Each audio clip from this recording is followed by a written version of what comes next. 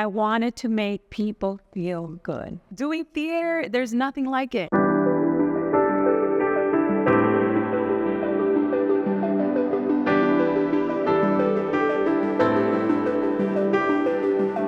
Welcome back to the FYI podcast with Paul Tully. I am your host, presented by National Core. This is the FYI, Finding Your Inspiration, where we find our inspiration and we follow it. Today, I have two incredible guests with me. I have Gloria Laino sitting next to me and Marilyn Camacho. These incredibly talented women are doing exceptional work here in LA and abroad. They are both actresses, but they're much more than that. Entrepreneurs, filmmakers, stage actors, writers, directors. So we're going to talk a little bit about their journey, where they come from, what inspired them to move towards what they love, and how they exactly did that. So we're going to get started with Gloria, who's to the left of me. Gloria, how are you? I love you guys. Thank you for being here. Also, I've worked with both of these ladies on my own projects, so I'm humbled and I'm grateful for you to join me on my podcast today. So, Brandon, let's start with you. Tell us a little bit just about where you're from and who you are. Okay, I'm from Puerto Rico, born and raised. I was 4 years old when my mom sent me over to my grandparents, so my grandfather and two aunts, to be raised there in a small town called Guanica.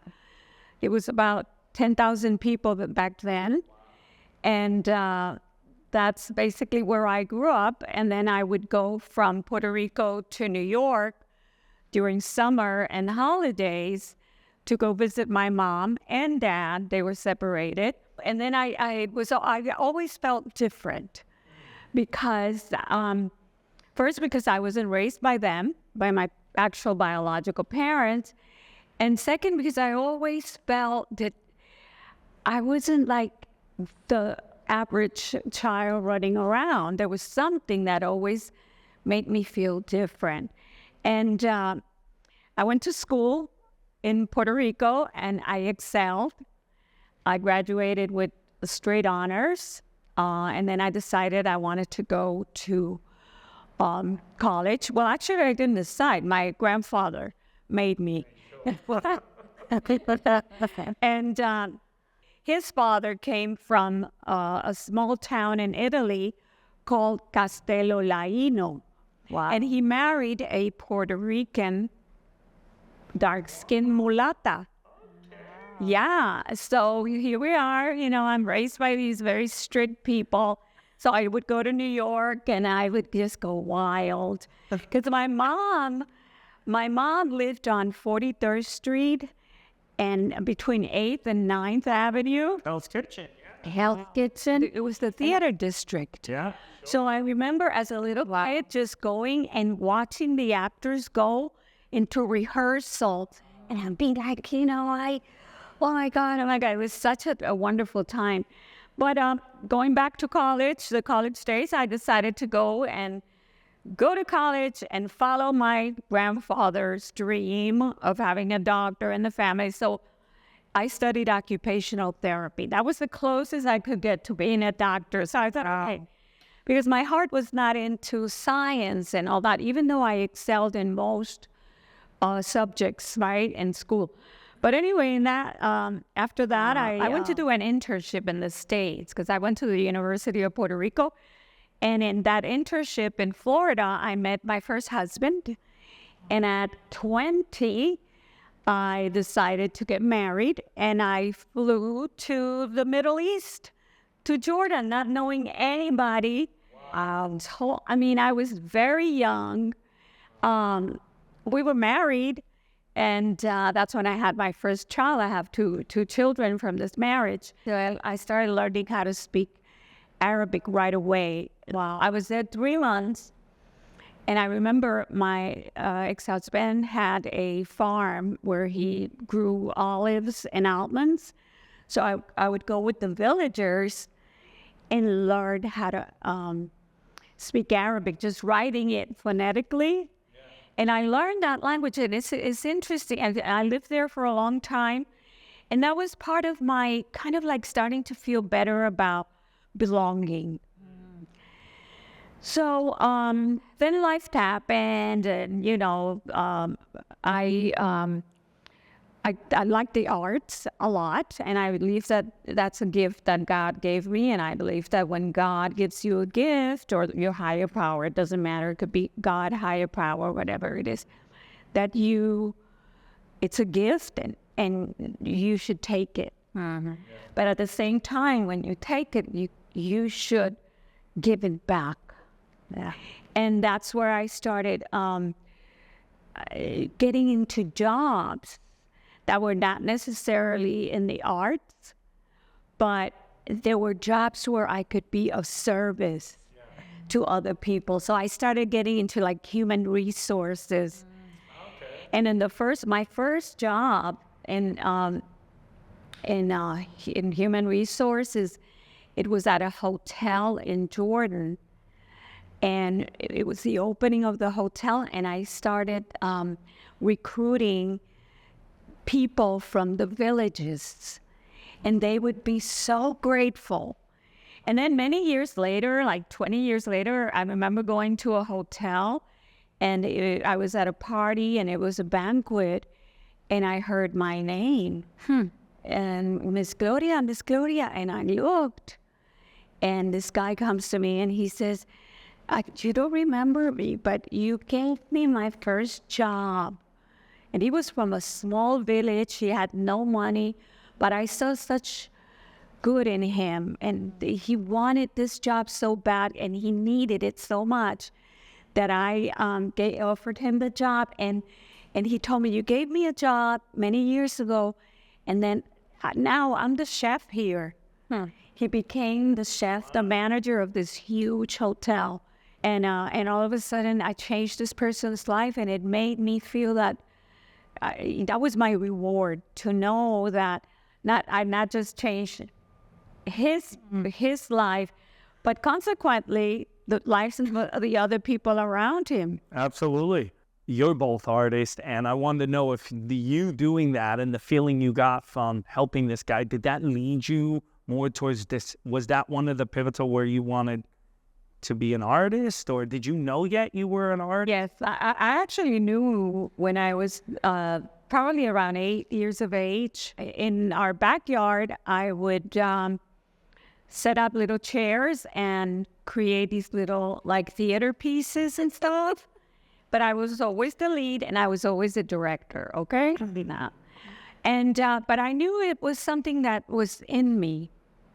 And I knew that was what I wanted to do all my life. And why? Because I find that storytelling, you can relieve a lot of the pain that people are feeling, because they, I don't know if you, like, sometimes you're feeling like, oh, I'm like all like so bummed out, or I'm tired or whatever, and all of a sudden let me watch mindless TV or something, and then you kind of relax because it takes you out of yourself, and you watch other people's stories, and it's like it's paradise. You just go someplace else, right? It's an escape.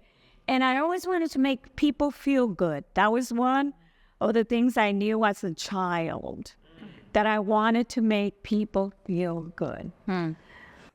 How did you navigate towards it? And, briefly, what was it that when you decided, I'm a storyteller, I want to be an actor, what did you do, and where did you find the courage to make that leap? What happened was I had kids, and life happened. So I had to do different odd jobs, and I was always like trying to go from one job to another because I had to feed my family. I was a single mom. So that was first for me. I never jeopardized my kids.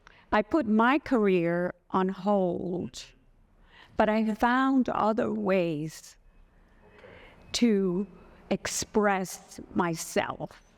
Because a lot of times, it doesn't have to be, you could express yourself in so many other ways, right? So So after my kids grew older, and I kept doing the same theater and some commercial work here and soap operas there, but it wasn't really what I wanted. What was the first thing you did? What navigated you to acting? What navigated me was, it's funny because a long time in Washington, D.C., I went to a psychic, and she said to me, oh my goodness, I see you at a stage in bright lights. She knew nothing about me. And that propelled me to go for it, right? You just start from the basics.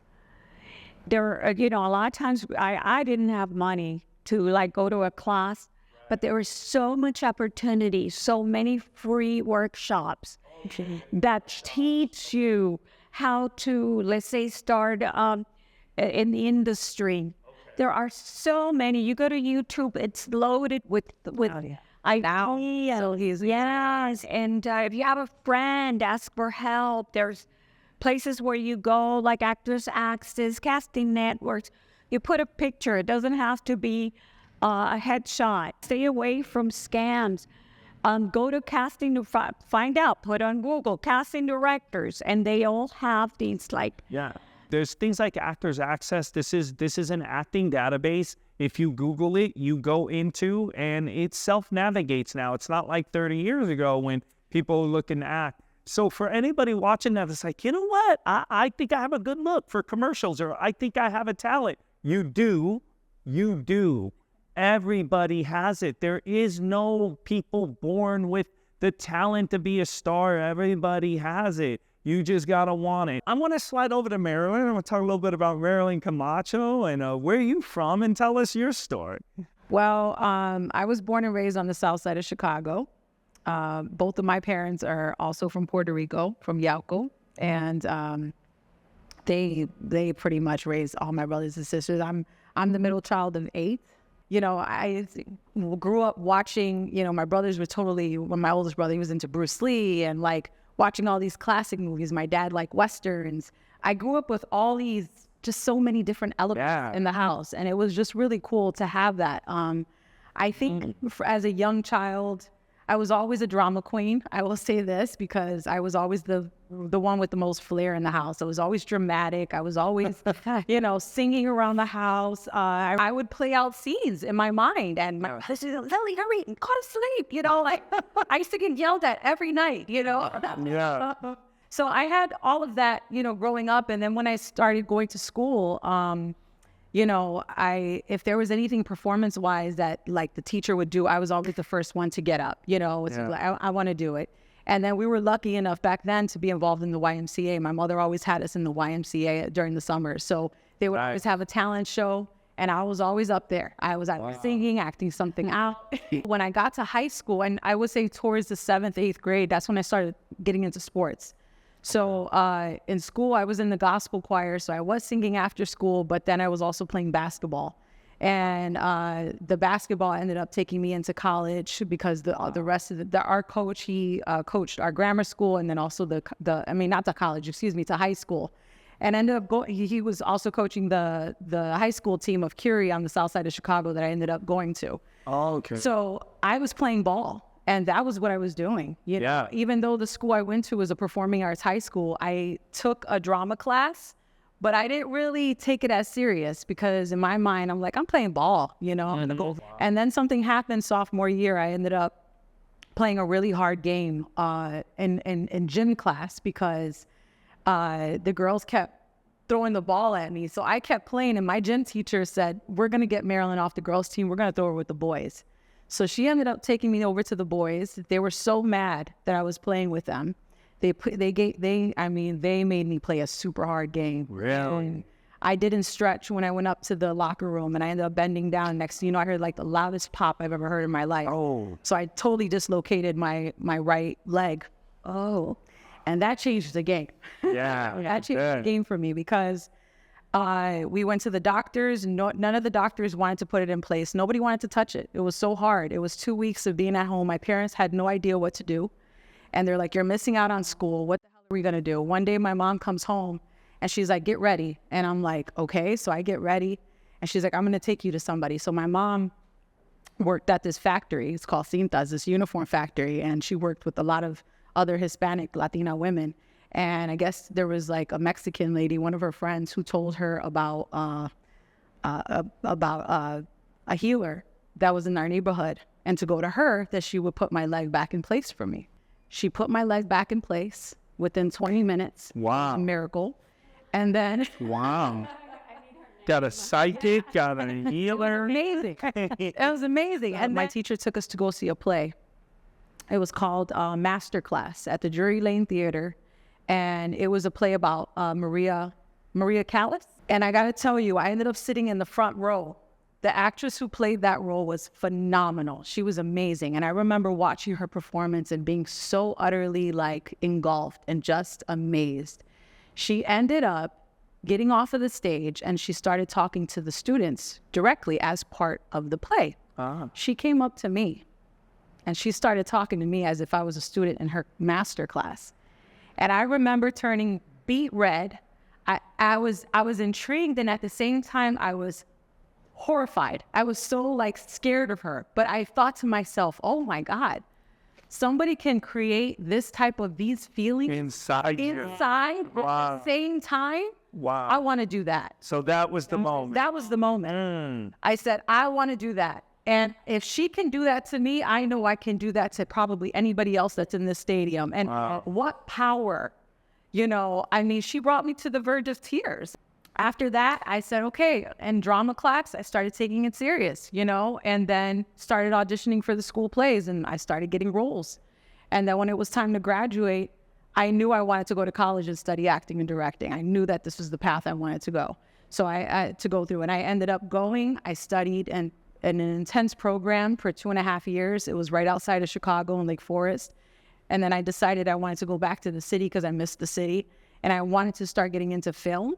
And I figured my classes were so intense. It was like 10 of us in class. It was very hands-on. We learned Stanislavski, Meisner, Linklater. We learned all the techniques. So I felt I was good, and I was like, I need to just start putting it into practice and see if I could start learning about film. So I tried to transfer to Columbia, and I was there for about a semester, but my parents were having some issues at home, and my financial aid got kind of messed up, and it just didn't end up working out. So I got back to the city. Only lasted a semester at college because I wasn't able to afford it, and ended up dropping out. And I said, okay, I'm gonna start auditioning for plays. So I auditioned for this one theater company. It was an all-women ensemble. It went amazing. I ended up getting into the play and performing. And then I ended up coming across a group of friends that were all of Caribbean descent. I'm Puerto Rican, one of them was Dominican, one of them was Cuban, you know, like just, and we thought to ourselves, there's really not a lot of Latino theaters here. And even more specifically, there's nobody right now doing plays that are representative of the Caribbean diaspora. So, you know, why don't we come together and do something that we can also put out to the community, because there's a very big Caribbean presence in Chicago, you know, especially on the north side.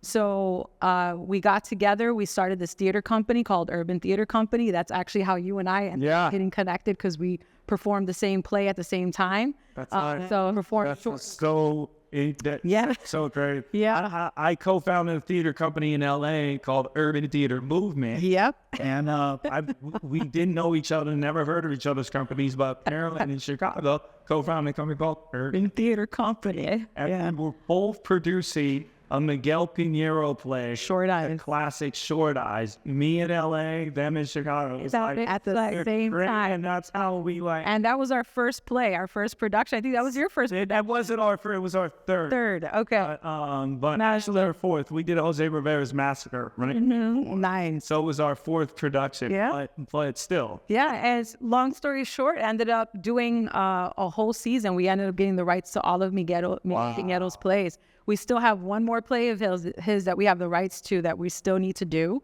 And then after that, it just kind of took off. So I did that for over 10 years with my two partners, Madrid and Ivan, and we had a beautiful ensemble, and we did all these plays from these underserved playwrights. And, you know, we really looked up to the lab in New York. That was one of our inspirations at the time. Absolutely. We loved what they were doing. And So I did that for over 10 years. And then I decided, okay, I'm tired of the cold.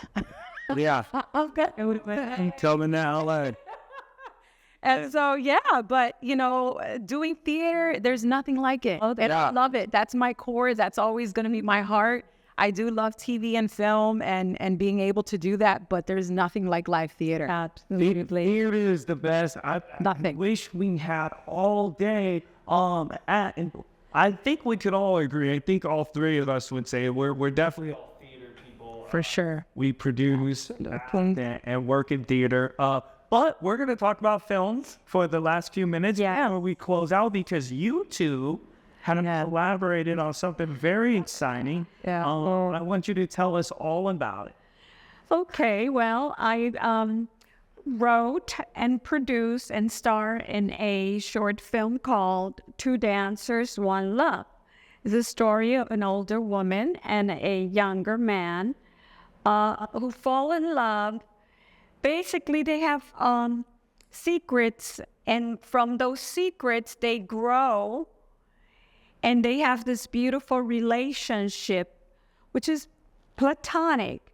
But those secrets get them to grow and become one. That's why it's called One Love. Yeah. And I started writing it during the pandemic, because we were all bored and sitting there. But the idea had been percolating in my mind for a long time. And then I approached Marilyn, who has Caribeña created a production company, which she leads. And it's a group of Caribeñas here in Los Angeles. And Marilyn said yes to producing my film. And we started principal photography October of 2021 and finished the movie very recently. And now it has hit the film festival circuit. Yes. And it already won Best Film at the Best Short Film Award. And it was also the official selection in Paris, Milan, and New York. Wow. And also the Independent Gold Awards in Hollywood. It was officially selected. Yeah. And Marilyn was part of making this dream happen. That's amazing. Amazing experience. That's incredible. Congratulations. Thank you. How wonderful. Have you got to attend any of these presentations yet? Not yet, because they just came in. Okay. So they're all. So you haven't had that moment as writers. Not yet, to right. see the audience reaction. Oh, I want to be there. Oh, absolutely. We're going to let you know for sure. And we're definitely going to keep everything posted. I'm going to start wrapping out with, first of all, congratulations on the project. Getting a film done is an incredible feat. Yeah. And one thing I want to touch on, listening to both of your stories, it's a long journey for you guys to linked up, made it here today. Now you have a film that will last forever that you have done together. And it's two Latino women Yep. from different parts of the world, same background, but different parts of the world, that come together in Los Angeles and make something happen. So that's incredible. That's inspiring. Listen, again, I wish I had all day to talk with these ladies. Thank you again for tuning in. I hope you enjoyed this. The inspiration I got out of today's content was no dreams are too big and no dreams are too small. Like I always say, I'm just a guy out here trying to figure out meeting people, and I get inspired by every single person I talk to. I hope some of this transcends to you, and you find some inspiration there. Go get it. Go get your dreams. You know what you wanted. If you don't know what you want yet, just fake it till you make it, because that dream's out there waiting for you no matter what it is. Believe me, you're validated. You're worth it. You can get it. So go get it. Thank you for tuning in. This is the FYI, Find Your Inspiration podcast with Walt Tully, presented by National Boy. This is where we find our inspiration and we follow it. Thank you for coming, guys. Thank you for having See me. you on the next one. You should never stress about the problems you be facing. Everybody in the mud on the struggle trying to make it. Look into the mirror and you see the motivation. Then you step into the world and you find your inspiration. I'm finding inspiration, and once I get a hold of it, I'll never get complacent. Look into the mirror and you see the motivation, then you step into the world and you find your inspiration.